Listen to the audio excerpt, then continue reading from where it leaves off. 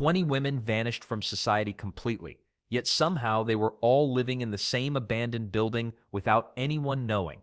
$5. That's what it costs to buy an entire hotel building. Not 5,000, not 500, 5 single dollars. Most people spend more on their morning coffee than what this buyer paid for a 3-story building with 20-plus rooms. The kind of deal that makes you wonder if there's a typo somewhere or if the seller accidentally hit the wrong keys on their keyboard. But here's the thing about deals that seem too good to be true. They usually are. This particular hotel had been sitting empty for years, looking like something straight out of a zombie movie. Boarded windows stared back at passers-by like dead eyes. Paint peeled off the walls like old sunburn. Weeds pushed through sidewalk cracks, claiming their territory inch by stubborn inch. Locals walked past this eyesore every single day, without giving it a second thought. Well, maybe they gave it a second thought, but that thought was probably, when will someone tear down this dump? The building had become part of the neighborhood furniture. The ugly kind you notice but pretend doesn't exist. Then there's the small matter of why anyone would practically give away real estate in today's market. Property taxes hadn't been paid in years, stacking up like unpaid parking tickets. The city was getting impatient, and that impatience comes with interest charges that grow faster than a teenager's appetite. The repair costs, let's just say they made the national debt look reasonable.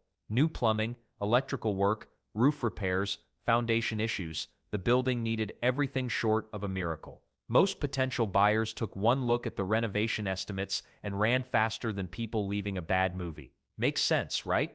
Who wants to buy a money pit that'll drain their bank account before they can say home improvement loan? But one person saw something different. Maybe they had more optimism than common sense, or maybe they spotted an opportunity everyone else missed. Could be they had deep pockets and deeper patience, or perhaps they just liked a good gamble. The weird part is how little anyone actually knew about this place. Sure, the property records showed the basics, square footage, lot size when it was built, standard paperwork stuff. But buildings this old, they collect stories the way attics collect dust, and some of those stories never make it into official documents. Previous owners don't always share everything during sales negotiations. Sometimes they forget to mention certain details. Other times they conveniently avoid topics that might scare away potential buyers. And the weird part is what happens when someone actually decides to step inside and explore their $5 investment. Most people would expect broken furniture, maybe some graffiti, definitely a lot of dust, and probably a few unwelcome critters who've made themselves at home. Well, this new owner was about to discover that their bargain purchase came with surprises that weren't listed anywhere in the paperwork. The kind of surprises that change everything about what you thought you were buying. Ready to find out what happens when someone finally unlocks those doors? Sarah pulled her car keys from her pocket and stood at the front entrance, wondering if the lock would even turn. The heavy door creaked open easier than expected. She clicked on her flashlight and stepped inside, ready to catalog years of damage and neglect. Dust particles danced in her beam of light. The lobby looked exactly as predicted, peeling wallpaper, stained carpet, and that musty smell of abandonment. But something felt off. The air wasn't as stale as it should be after years of emptiness. She moved toward the front desk, expecting cobwebs and mouse droppings. Instead, she found a half-eaten sandwich wrapped in fresh plastic. Still soft bread. Recent lettuce that hadn't turned brown yet. Her stomach dropped a little. Someone had been here within the last day or two. Walking down the first hallway, Sarah's flashlight caught something that made her pause. Clothes were folded neatly on a bed through an open door. Not abandoned clothes covered in dust, but clean shirts stacked like someone actually lived there. The bed was made, a water bottle sat on the nightstand. Then there were the locked doors. Room after room with handles that wouldn't budge, but these weren't locked with hotel master keys. These were locked from the inside. She could see light seeping under some of the doors. Actual light, not sunlight from windows. Sarah stopped breathing for a moment and listened carefully. Footsteps, definitely footsteps coming from the floor above her head. Soft but unmistakable. Someone walking around up there, trying to be quiet but not quite succeeding. Her heart started beating faster than she'd like to admit. Moving deeper into the building, she discovered something even stranger in the second hallway. Shoes. Lots of them. Women's sneakers, work boots, and sandals lined up outside multiple doors like guests at a sleepover. But this wasn't a sleepover. The weird part? These shoes were clean. Some still had price tags. Others showed normal wear from daily use. Fresh mud on a few pairs suggested recent trips outside. Sarah counted 12 pairs just in this hallway alone. Her flashlight beam moved from door to door, revealing more signs of active life. A small potted plant in one doorway. Reading glasses left on a windowsill, a grocery receipt dated 3 days ago, tucked under someone's door. Well, this wasn't what she'd signed up for when buying a $5 hotel. She'd expected broken furniture and maybe some vagrant activity, but not this organized setup. Not this many people apparently living full-time in rooms she now technically owned. Another sound from upstairs made her freeze. Whispers. Multiple voices having a quiet conversation, probably about the new person downstairs with a flashlight. Sarah realized she had two choices. Leave immediately and pretend she never saw any of this, or knock on one of these doors and figure out exactly who was living in her building. The whispers upstairs were getting more urgent, and she had a feeling her decision needed to happen fast. The question was whether she was ready to meet her unexpected tenants face to face. A soft knock echoed through the empty hallway. The owner's heart hammered against his ribs as footsteps approached from behind the locked door. What came next wasn't what anyone would expect. The door cracked open just enough to reveal a woman's face, maybe in her 30s, with tired eyes but a surprisingly gentle smile. She looked nervous but polite, like someone caught doing something they weren't supposed to. "Can I help you?" she asked, her voice barely above a whisper. That simple question opened the floodgates to something incredible. 20 women. 20. All living in this forgotten hotel, ranging from 22-year-old college dropouts to 67-year-old grandmothers who'd lost their apartments. Each one had carved out their own little world in rooms no bigger than walk-in closets. The woman who answered the door, Sarah, became the unofficial spokesperson. She explained their setup with the matter-of-fact tone of someone describing their morning coffee routine. "We each have our own room," she said, gesturing down the dimly lit corridor. "Shared bathrooms, shared kitchen on the second floor. It works. Well, it worked better than you'd think. These weren't squatters causing trouble or people looking for a free ride. They'd created their own boarding house system, complete with unspoken rules about noise levels, cleaning schedules, and respecting each other's space. The older women looked out for the younger ones. The younger ones helped with heavy lifting and technology issues. Makes sense, right? But here's the part that really gets you. Most of these women ended up here for reasons that could happen to anyone. Maria lost her job at the textile factory when it closed down. Jennifer couldn't afford her apartment after her divorce. Patricia got kicked out when her landlord decided to renovate and triple the rent. The stories kept coming, each one more relatable than the last. And the weird part is how they found this place. Word of mouth, mostly. One woman discovered the unlocked back door during a particularly cold winter night. She told a friend who was sleeping in her car. That friend told another woman living in a shelter. Before long, they had their own underground network of women who needed somewhere safe to stay. Then there's the question everyone was thinking but nobody wanted to ask. How did 20 people live in an abandoned building without anyone noticing? Simple answer: they were really good at being invisible. No loud parties, no trouble with neighbors, no reason for anyone to look twice. They'd mastered the art of existing without existing.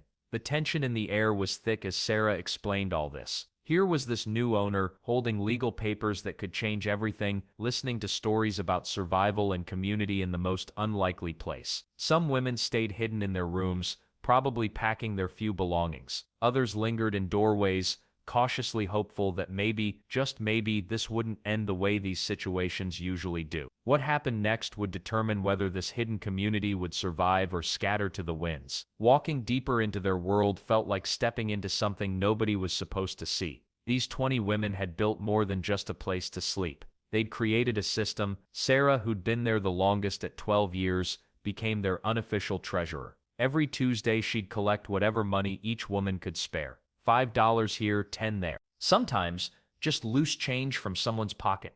The weird part is how organized it all was. No fancy spreadsheets or apps, just a worn notebook with careful handwriting tracking every penny. Their grocery runs happened at dawn when stores offered day-old bread for half price. Makes sense, right? 20 people eating means 20 mouths to feed on practically nothing. Maria knew which dumpsters behind restaurants still had good food. Janet figured out exactly when the pharmacy threw away expired vitamins that were still perfectly fine. But here's what nobody expected. These women weren't just surviving, they were thriving in ways most people never noticed. Dorothy, 67 and sharp as a tack, had turned one corner room into a makeshift clinic. She'd been a nurse decades ago, and somehow still remembered how to treat everything from cuts to fevers. The others brought her supplies whenever they could find them. Then there's the communication network they'd developed. Knock patterns on walls meant different things. 2 quick knocks followed by 3 slow ones, someone's at the front door. 4 rapid knots, time for dinner in the shared kitchen, nobody knew existed on the second floor. Most neighbors walked past this building every single day without realizing dozens of people lived inside. Well, the women preferred it that way. Patricia explained how they'd learned to be invisible. Laundry dried only in interior rooms. Cooking happened during busy street hours when smells mixed with restaurant odors nearby. They'd even figured out how to muffle sound by hanging thick blankets along hallways. And the weird part is how they handled conflicts. 20 women living in cramped quarters should have meant constant drama, right? Instead, they developed what Linda called the 15-minute rule. Any argument had to be resolved within 15 minutes, or both people involved lost their turn choosing dinner for a week. Surprisingly effective. Nobody had health insurance, but they'd created their own version. When Helen broke her wrist last year, everyone chipped in for the emergency room visit. When Margaret's diabetes medication got too expensive, they found a way to pool resources and buy it in bulk from online pharmacies.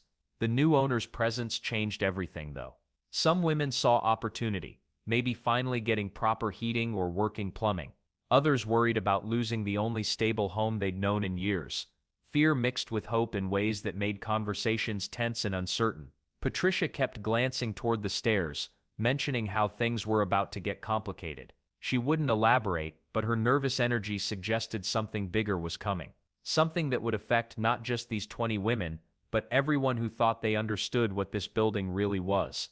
What happened next would change everything for all of them. Word travels fast in today's world. Within days, local news crews gathered outside the forgotten hotel, cameras rolling as reporters tried to piece together the incredible story. A building sold for $5 had been home to 20 women for years, right under everyone's noses. The irony wasn't lost on anyone.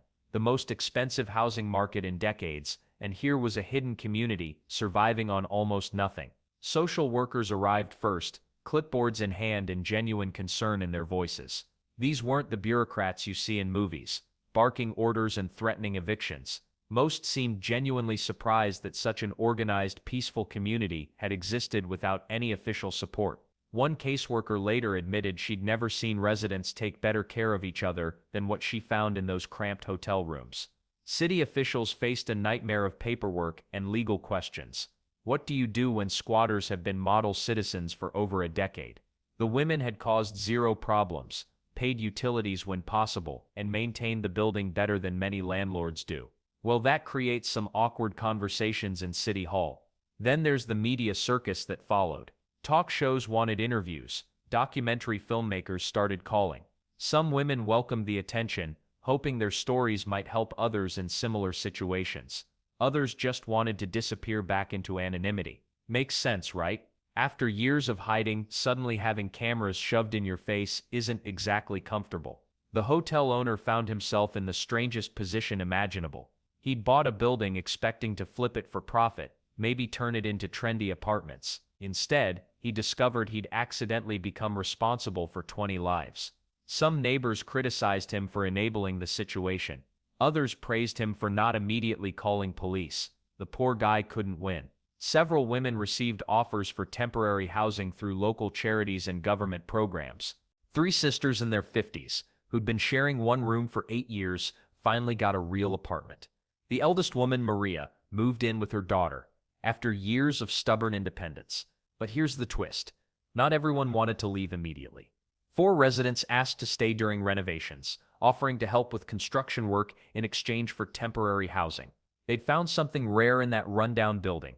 Genuine community. Breaking that up felt wrong, even for better living conditions. The building's future remained uncertain for months. Demolition seemed wasteful, given its solid structure. Converting it into official low-income housing made financial sense, but required massive bureaucratic approval. Some proposed turning it into a documentary museum about hidden homelessness. Others suggested affordable artist studios. But the real impact went beyond bricks and mortar. The story forced uncomfortable questions about housing, community, and how easily people can become invisible in plain sight. 20 women had solved their own housing crisis through cooperation and resourcefulness, while city planners spent years debating solutions in conference rooms. Sometimes the most important discoveries happen when you're looking for something completely different. The owner had wanted a building. Instead, he found a reminder that home isn't always what appears on property deeds.